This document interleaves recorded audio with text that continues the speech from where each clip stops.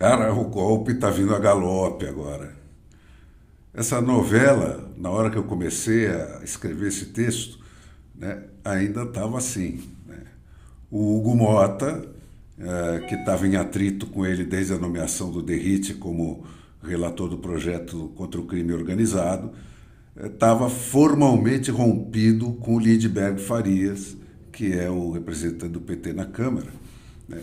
Mas não estava rompido com o Lula, que sempre pode contar com a Polícia Federal como argumento, recurso de convencimento, né? E diante das circunstâncias, né, o Mota já estava em contato com o Supremo, nomeadamente o Gilmar, o Alexandre e o Dino, para especular sobre as chances da anistia, que até onde se tinha ido até hoje é, no máximo, uma redução de penas. E o Alcolumbre, né, estava rompido com o Jacques Wagner, o representante do PT no Senado, e com o Lula. Ele não pensa em outra coisa senão em impor uma derrota pessoal ao presidente, né, a quem ele prestou tantos favores, mas que preteriu o Pachecozinho lá dele pelo Bessias, né, para o Supremo. Então, um vocifera de um lado que troca a pauta da anistia por votos contra o Messias, o Alcolumbre, e o Lula ruge lá de fora que mesmo que recusem o Messias no Senado, ele não nomeia o Pacheco. Nos bastidores, né, o Lula, que é macaco velho, pedia paciência para o Messias, que até ser confirmado, como todos os predecessores dele, é só mel, né? Eu vou falar com o Alcolumbre quando o coração dele estiver em paz. Ele vai ter um amigo para toda a vida, e por aí vai a conversa dele, né? E são bem conhecidas e de comprovada eficácia, né, os remédios para aquele coração do Alcolumbre. Então, cara, para a resistência democrática, né, a conflagração entre o executivo e o legislativo e a necessidade de aprovar o Messias reacendeu as esperanças de reviver a anistia, com tanta força que a defesa do Bolsonaro decidiu pular a última etapa lá daqueles embargos que são, de qualquer jeito, natimortos sempre, né, para que se fosse mais decididamente para os finalmente, enquanto a moeda de troca, que é a eleição do Messias, não perde o seu valor. E contribuía para valorizar essa moeda o endereço objetivo do Centrão aí, em não adicionar o Messias à ala do Supremo, que trabalha abertamente, quer dizer, o Dino e companhia, né, para reduzir a autonomia do Congresso enquanto o Congresso durar, com o que? O bloqueio, o corte das emendas.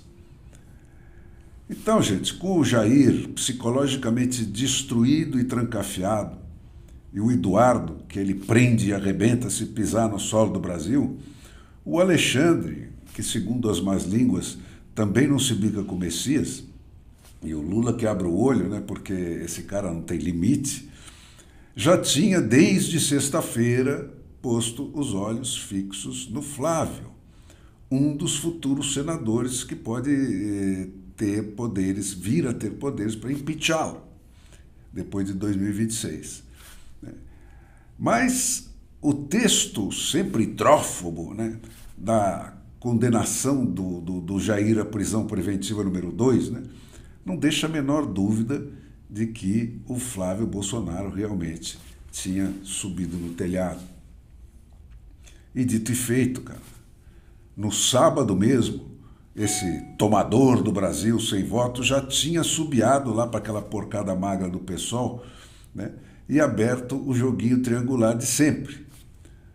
A obediente bancadinha protocolou junto ao obediente PGR um pedido para que ele investigue o Flávio Bolsonaro por incitação ao crime, por convocar no dia anterior aquela vigília na frente da cela da prisão preventiva número 1 do pai dele, que era a casa do Jair, de modo a garantir que o quase futuro senador seja entregue ao machado do mestre, né, aquele mesmo que, no minuto seguinte à convocação da vigília, já tinha condenado aquela reza, né, como mais um crime contra o Estado Democrático de Direito, né, o que justificou a transferência do Jair para a cela da prisão preventiva número 2, lá na Polícia Federal.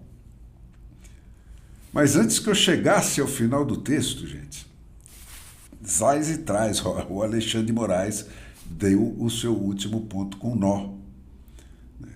Dispensados os embargos, ele já declarou oficialmente o Jair como transitado em julgado e pronto para os próximos 27 anos e 3 meses, com todo o resto do núcleo crucial da trama, né? Essa que tem que ser só trama porque golpe não houve, né? E promoveu a definitiva a cela da prisão preventiva número 2.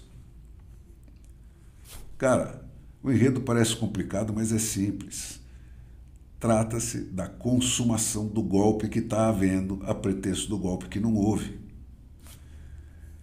Debaixo da porradaria, os bolsonaristas e os Bolsonaro restantes, né, colheram a desorientação semeada aí de sempre.